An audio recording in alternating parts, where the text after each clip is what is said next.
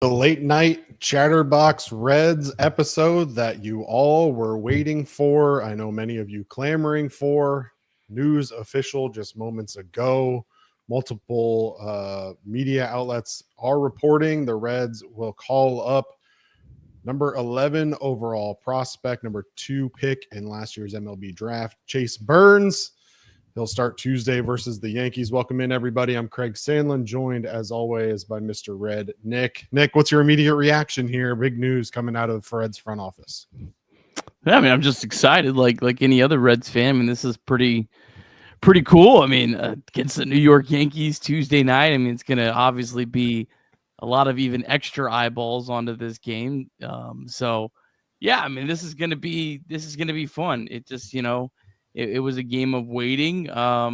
With Burns, he's clearly been ready for a while, and it's just a matter of, I guess, finding the right time. And I think overall the Reds have done pretty good with the timing of most of the players they've called up. So let's hope they can run it again here. Yeah, it's interesting. We just heard maybe a week or so ago from Nick Kroll that didn't sound like Chase Burns was anywhere near getting called up, and then obviously situations change and scenarios change, and the Reds' needs have changed. So we heard on Saturday and on Friday that Wade Miley heading to the injured list, opening up a spot. Obviously, the Reds use Nick Martinez on Saturday in an outing against the St. Louis Cardinals. And so what was once a very deep position at starting pitcher, now one that kind of necessitates Chase Burns getting the call up maybe a little bit sooner than the Reds had initially hoped. Nick, obviously you've had a chance to watch Chase Burns, watch many of his outings, follow up on a lot of highlights. For those of, I have to imagine most of the people in the chat and listening to this podcast know about Chase Burns, but give us the rundown for maybe those people who aren't as familiar with Chase Burns's game, what to expect out of him on Tuesday night. Well, I mean, he's got an incredible fastball. I mean, first and foremost, I think the thing that's been most impressive with Burns is his command. And I think you may not see that on Tuesday night. His first start at Triple-A, I think he walked 2 batters. Might have been the very first 2 batters of the game. It was 2 batters in the first inning, and his command was off. But then after that, he just absolutely locked it in. I mean, he's only walked 13 batters in 66 innings in his first minor league season. So his command is just, it's crazy that he throws that hard for that long in the game, and he's this young and this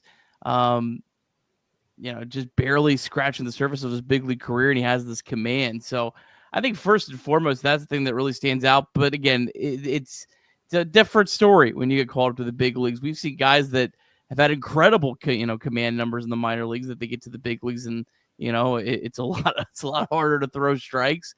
They also don't have the automated ball strike system, which I know Chase Burns has actually benefited on quite a few times down in the minor leagues.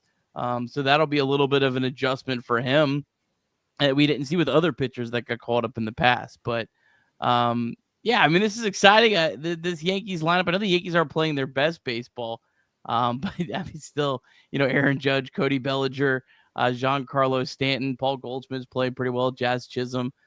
There's some pretty big names in a pretty small ballpark, so we'll see. Yeah, it'll be interesting to see how everything goes. You mentioned, obviously, the fastball relies on that 48% of the time, averages 98 miles per hour based on the available data so far. For those of you that are interested in checking out the full gamut of his arsenal, make sure you check out TJ Stats on x.com. Has a great breakdown out there already of Chase Burns getting the call up, but 48% of the time he leans on that fastball. The 4-seamer throws a slider in there at 89 miles an hour, uses that 35% of the time. His changeup runs are out 90 miles an hour, uses that 12% of the time, and then every once in a while drop in a curveball that goes 83 miles an hour. All 4 of his pitches grade above average according to TJ. Something that is going to be really exciting to see how it kind of echoes over into the major league opportunity. And as you mentioned it, a big thing of it here is he's going to come up and be immediately faced with this crazy lineup that the New York Yankees are putting out there night in and night out, going to be tested right off the bat. As a 22-year-old, going to come in, Nerves are going to be through the roof. I think you mentioned it already. The control obviously becomes kind of the question, but I'm excited, Nick. I know you are too. I'll throw it out there. Are there any concerns about him coming up on June 21st, or by the time that this rolls around, I guess on June 24th, versus staying in the minor leagues a little bit longer? No, I don't think so. I mean, I think at some point you just have to throw him up here and see kind of what he's got and how quick he's going to be able to acclimate. And it's different for every pitcher, and it doesn't even necessarily, I think, always matter with their talent level. Like we saw with Hunter Green, like it took Hunter Green a long time. Now, Hunter Green wasn't a college pitcher, so Chase Burns certainly has that advantage. He's, older than Hunter Green. So he has that, but some pitchers are able to come up and kind of pick it up right away, and others it takes some time. So we'll see kind of where he falls into that. I think he's about as polished as you could possibly have for a guy that's made 13 professional starts. But that's still only 13 professional starts. So you'll ultimately see how it pans out. But we saw Paul Skeens a year ago, and yes, Paul Skeens is better than Chase Burns, but I don't think the gap is that crazy. I really don't. Based on what I've saw, he's excelled at every level. I mean, what is his worst start all year? 3 earned runs once. One time he allowed 3 earned runs. Yeah, and that was his third start. Yeah. One other time he allowed 2 earned runs. Yeah. And then the rest are all one or zero. His third start of his major league career against Great Lakes. He went 4 innings, only gave up 2 hits, the 3 earned runs. Both hits were home runs. Did walk 2 in that outing. You mentioned obviously his control, only walked 13 total over the course of his minor league career. Only 4 this month, but it was all 4 in one game against Iowa. In 4 of his last 7 starts, he hasn't walked anybody at all. He had the one outing with 4 walks, and then everything else just 1 walk. So certainly seems to have that under control at this current point. The thing that stands out to me, Nick, is just his efficiency. I mean, you talk about obviously the lack of walks, but just in general, he's been able to go late into games, especially of late.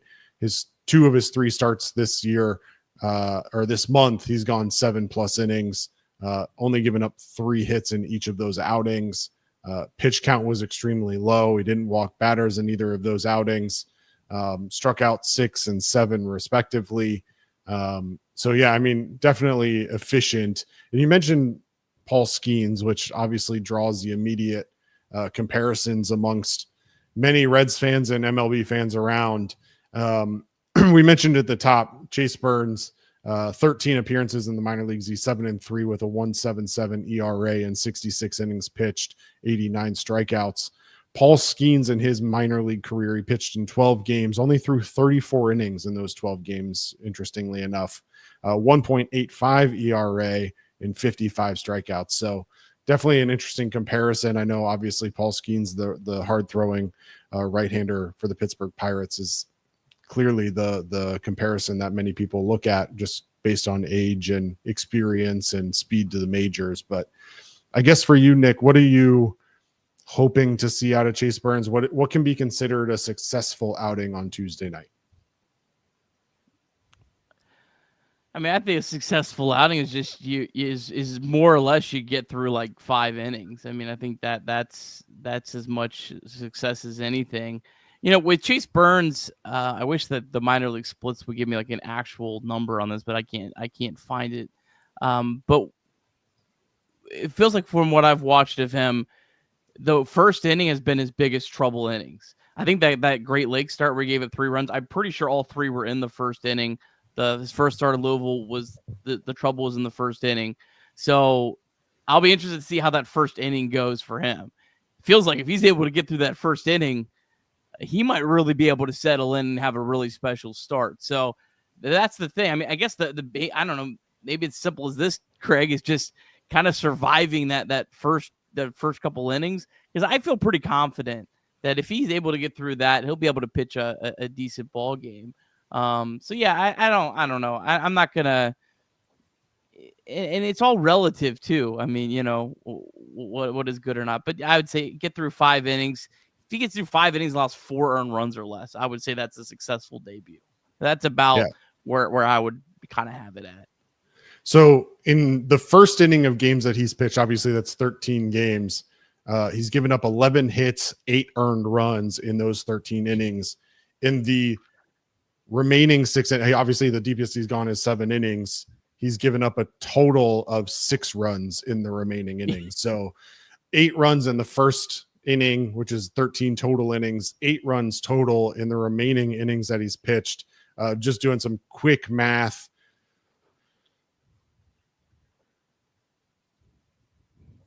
Somewhere in the range of 53 innings pitched and 6 runs after the first inning.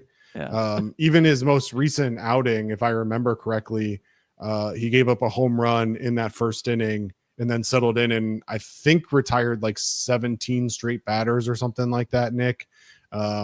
So that's, like you said, has been seemingly the MO a little bit. His latest start, I don't have the box score ahead in front of me. Unfortunately, I can pull it up here as you're talking next. But that outing on June 18th, which was his last outing, he went 7 innings, 3 hits, 1 run.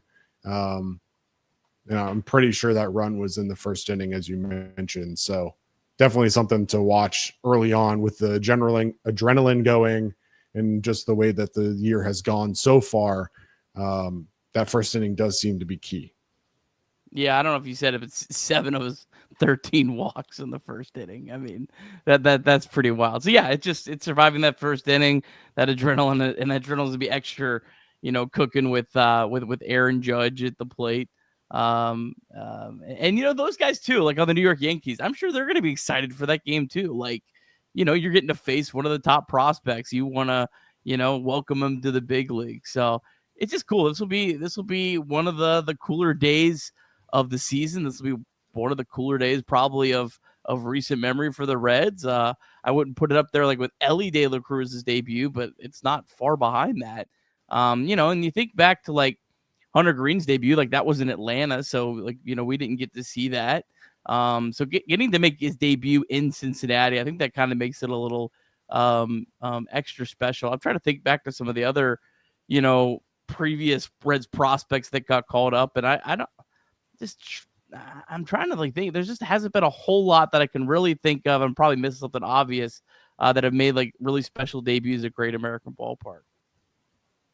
Yeah, I mean, obviously Ellie is the one that most stands out, but outside of that, it's been seemingly a while since the Reds have had a really big hyped offensive or pitching prospect come up that kind of draw that anticipation. I mean,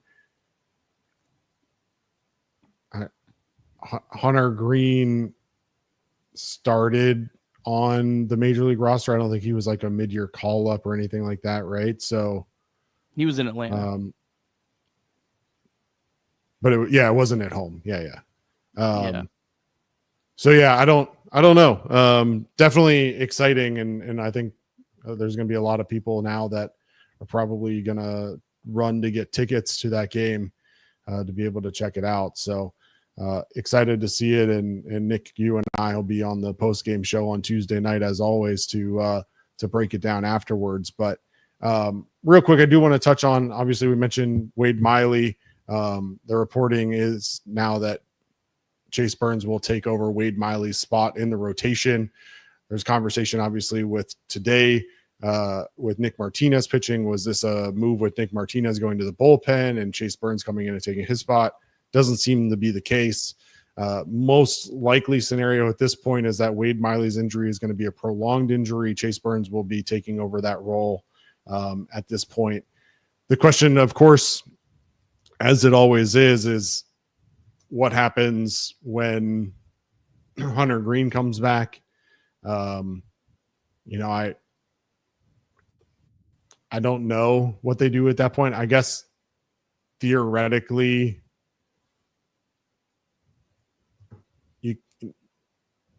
I don't think he's not going to be back. He's not going to be back before the trade deadline. So I think this is a pretty moot point, because if you get past the trade deadline, Liddell or Ablett are gone. No, I mean, I think if you get past the trade deadline, then you can make more serious moves. Like you could move Nick Martinez to the bullpen then, but you're not going to move Nick Martinez to the bullpen right now because you don't know if this is going to go sideways and you won't have the option to trade. Because if you move Nick Martinez to the bullpen, his value drops drastically. And I think that had as much to do with Chase Burns as anything else, is that the Reds didn't want to call him up, especially when Hunter Green initially went on the IL. Because if they did, it was if Hunter Green was coming back in 3 weeks, then it would have been, you would have had to send him back down. They didn't want to call him back up to send him back down. So as long as Chase Burns doesn't get absolutely lit up, which God, I don't see that happening. I don't see Chase Burns ever leaving the Reds rotation. I think he's here to stay, and I think someone else will be moved. But again, you don't want to move any of those guys to the bullpen when you're kind of in this spot. Like if the Reds were 5 games up in the division race right now, this isn't a discussion. You call up Chase Burns, I think you can move Nick Martinez to the bullpen. You're not really worried about it.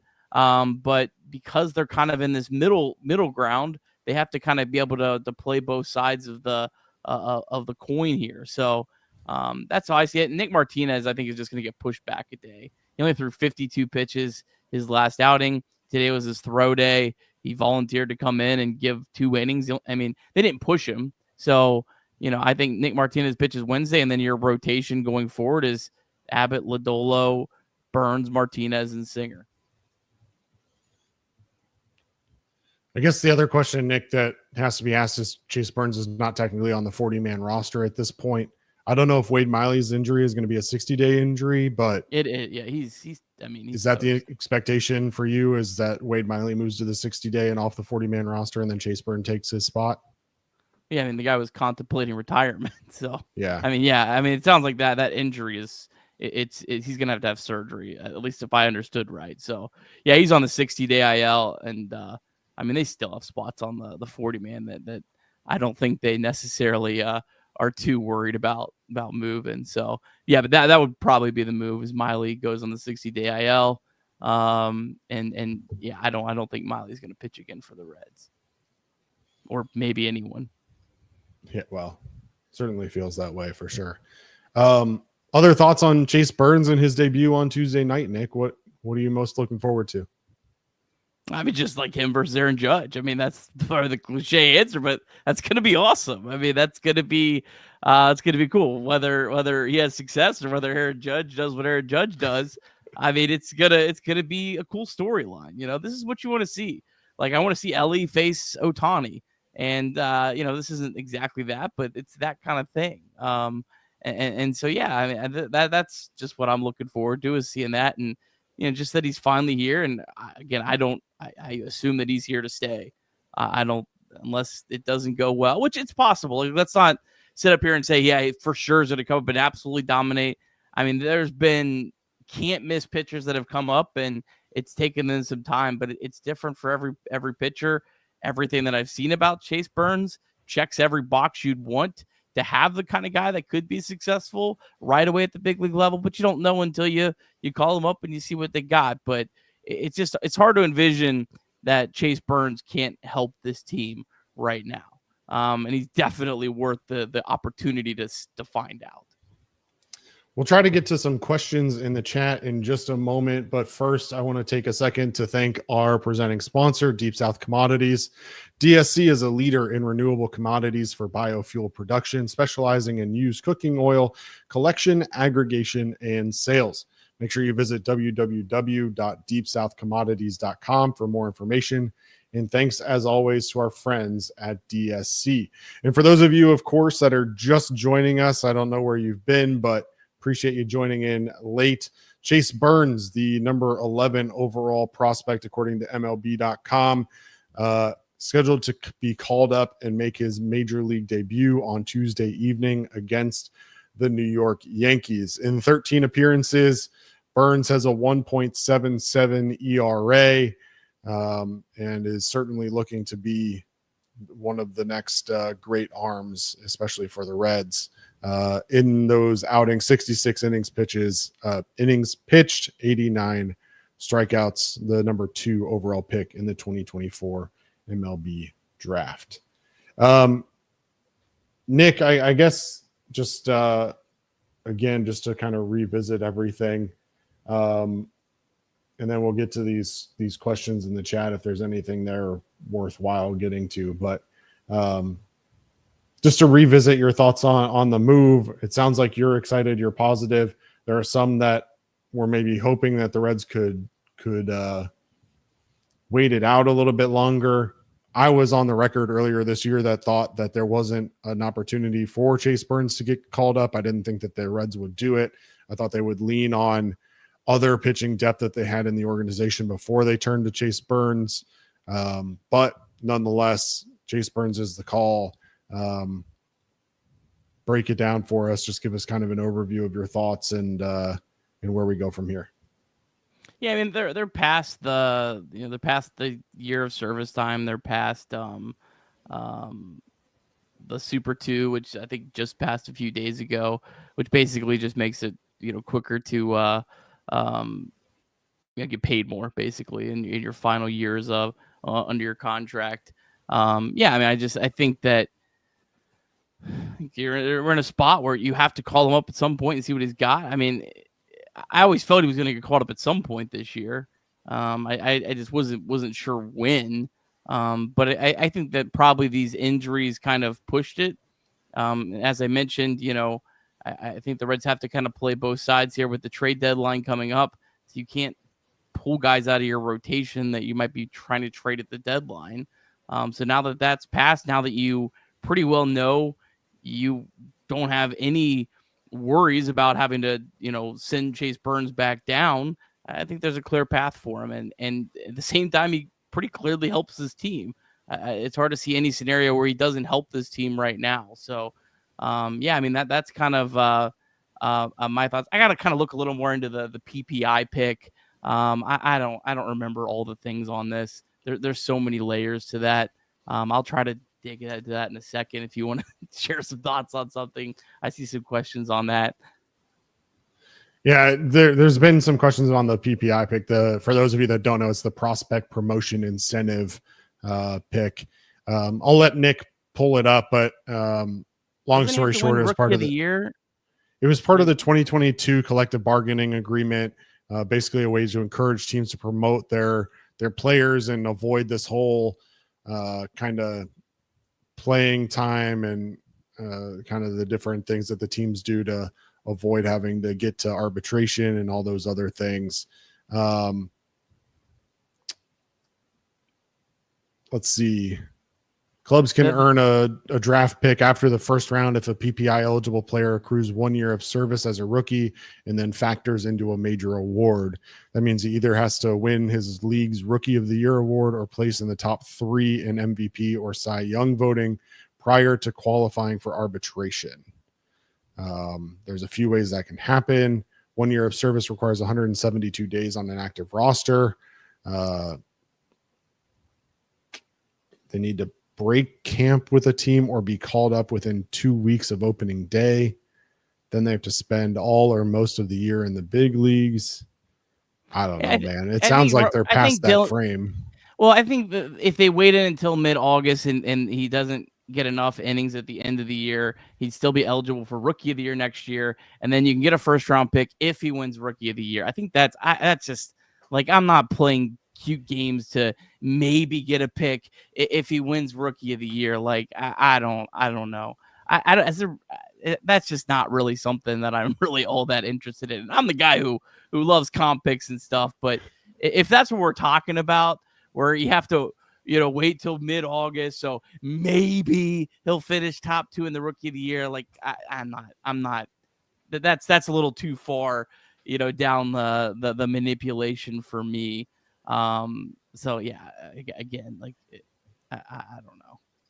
And I think they lose a year of service time though if they win that, because like Paul Skeens lost, but no, that's different because the Pirates lost a year of service time for Paul Skeens. I know that. So the player has to be on the opening day roster. And there's the punishment is if you're not on the opening day roster and you win Rookie of the Year, then they lose a full year of service time. So the Pirates waited to call Skeens up until after he had been in the minors long enough to where it wouldn't be a full year, but because he won Rookie of the Year, they lost that. So that really actually wouldn't come into play at all with Burns unless you waited till next May, but again, I'm not playing games for maybe a pick if he wins Rookie of the Year. And winning Rookie of the Year, I mean, like Mason Wynn last year. I was just doing some research on the Cardinals. He led the Cardinals last year in wins above replacement and didn't get a single NL Rookie of the Year vote. Like, he had a good year, but you never know who's going to be those other players. And, especially with pitchers, like, you have 3 bad starts in his first full season in the big leagues next year, and he doesn't win Rookie of the Year. I mean, like, you know what I mean? Like, it's so hard to win Rookie of the Year. So I'm not playing cute games and waiting. What that's 2 more months? 2 more months to wait on a guy getting called up to the big leagues for maybe something that happened? No way. Yeah. I think someone said it in the chat. Hope is not a strategy, and hoping that you can wait and then hope that he wins an award and then hope that all of this stuff happens kind of leads into this next question from Dunny17. And that's basically, what do you think, if anything, that this call up means about the Reds' plans for the trade deadline? Do you think that this indicates that they're looking to win and to, I don't want to say go all in, but to be buyers? Or do you think that is a moot point and they're just trying to put their best players out there knowing that Wade Miley is going down? I mean, it depends on what they do over the next 6 weeks. I mean, I think that if they're right there, yeah, I think this is a pretty good indicator, like everything we heard, like we heard with Ken Rosenthal. But they're 3 games out of a wild card spot. I mean, they are 1 4 or 5 game losing streak of being completely out of the race. Like, so we'll have to see. I mean, where they're at. I mean, it could drastically change one way or the other. So, yeah, I mean, I think if the Reds are within 2 games, they're probably going to be buyers. If they're 2 to 5, anyone's guess, they should be sellers, in my opinion. And if they're more than 5, then they're clearly sellers. Interesting. I guess we'll wait and see how the next couple of weeks go out. Obviously, the most important thing is to win games. I mean, it doesn't really matter. You gotta win games, and that starts on Sunday. I mean, you've lost the first 2 now to St. Louis. Both, Saturday was an extremely winnable game, and you fail to get runners across in extra innings. Certainly a winnable game, and now you go in to the series finale down 0-2 against an in-division opponent. The Reds against in-division opponents not doing so hot this year, certainly not helping their case in the standings. But as you mentioned, at the end of the day, at this point, I think we're all in agreement that this is really going to be a wild card race. And at this point, they're only 3 games back in the wild card. I don't think anybody really thinks that 7.5 games back on June 21st, they're going to be catching the Chicago Cubs in the NL Central race. So focus on the wild card, and it's not like the Padres have been playing great baseball lately either. So, I mean, like you said, I think the focus has to be on winning and winning now. And then you figure out what you're going to do at the trade deadline once you get to the trade deadline and figure out where you are. The MLB trade deadline for 2025 is July 31st at 6 p.m. July 31st at 6 p.m. So you still have 41 days. A lot can change in 41 days, Nick. Yeah, a lot can change, but tomorrow's a huge game because the Padres don't even technically hold a spot right now. They're a half game back as we record this. The Cardinals actually they're in a tie. I mean, there's so many teams there now. But if you lose tomorrow, you are 4 games behind a team that holds a playoff spot. So tomorrow's a pretty huge game. Today, I guess, technically, for the Reds, and I mean, again, you're a bad week away from the whole deadline talk being all about selling. I mean, that's where we're at. Yeah, you're 3 games back, but you're 5 teams back right now. So you're 3 games back of that last playoff spot. But the Giants, the Brewers, and the Cardinals are all tied for that spot at this point. Then you've got the Padres that are half a game back from that, and the Diamondbacks that are 2.5 games back from that. All 5 of those teams are standing between you and that last playoff spot. So you've got to jump 5 teams in order to get into that. Now, you're only 3 games back and certainly within reach. But like you said, tomorrow really matters because the St. Louis Cardinals are currently tied for that last spot. And a loss there makes it 4 games. So a good call out from you for sure. Well, I think, how did you say that? I was looking at this wrong too, I think, because the Mets and Phillies are tied for Mets and Phillies are for the AL East. Oh, okay. So okay. So yeah, there is one less team. One of those teams is but they both get listed there. So they have to jump 4 teams.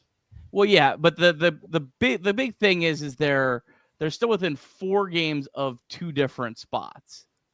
That's what's important there. If you're if there's only 1 spot and you have to jumble, that's where it's crazy. But you keep yourself jumbled in. You're fighting for basically 2 spots. That gives you a lot more options and a lot more of a realistic chance. But I mean, you can't. I don't know. You fall back 6 games back in that, no matter who's holding that spot. That's where it gets the math is just really, really hard. And it's never going to be impossible. I mean, like the Detroit Tigers sold last year, but you know what? I bet if you asked every single person in the Detroit Tigers front office, do you regret selling last year? They said, no, like, great. It happened for us, but there was no realistic explanation or realistic expectation for that happening. And you can't, when we talk about hope is not a strategy, it also goes the other way. Hope is not a strategy when you have a 5% chance of making the playoffs to go all in at the trade deadline. That's not a strategy either. That's hoping for a miracle in a 1 year scenario versus, not trying to better yourself, long term. Yeah. What are the Reds' current odds to make the playoffs? It was like 10% was the highest it got. Yeah. Like that when they were currently sitting at 6%.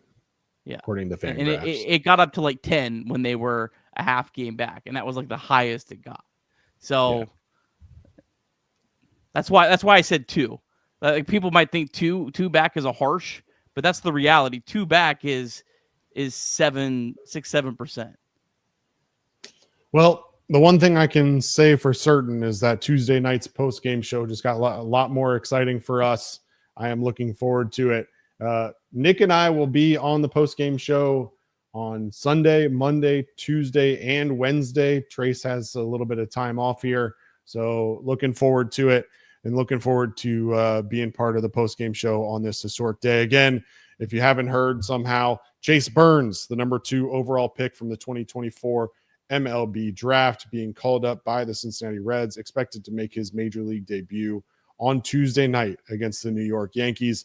Nick and I will be here with you after every Reds game. Make sure we do a post-game show. And be sure to check out the Reds pregame show too here on Chatterbox Sports YouTube. The gentleman there will be sure to give you the insights before the first pitch on every game. They go live typically about an hour and a half before each game, depending on what time the start is. I think with the games being 7:10 against the Yankees this week, they'll be live at 6, Nick? Yeah, it's always 30 minutes before Reds live because the goal is to get. I was trying to avoid talking about Reds live, but sure, yeah. Well, there's no. It's hard to explain it, but I promise it actually makes sense. The goal is for you to be able to turn on the show. You have 30 minutes to watch kind of a fan's perspective on the game, and that leads you right up to Reds live. So it gets to kind of extends because there's a lot of teams across baseball that give you a full hour long pregame show, and our Cincinnati Reds are not one of those teams. The Pittsburgh Pirates, they give you a full hour-long pregame show, and I said that doesn't stand. That does not stand here at Chatterbox Sports. We are going to provide the extra half hour that the Reds are not providing you, and we're going to do it. So a half hour before Reds Live is the easiest way to do it. We do that because when they play in Chicago. Chicago does 20 after the hour starts, 2:20 starts because they're idiots. So, but Reds Live doesn't change. They always want to start at that half hour mark. So that's why 30 minutes before Reds Live. There you go. 30 minutes before Reds Live, whatever time that means for tomorrow. Either way, Nick and I will be live. They're not on tomorrow. They're not on tomorrow. They're only on Of course weekdays. Not.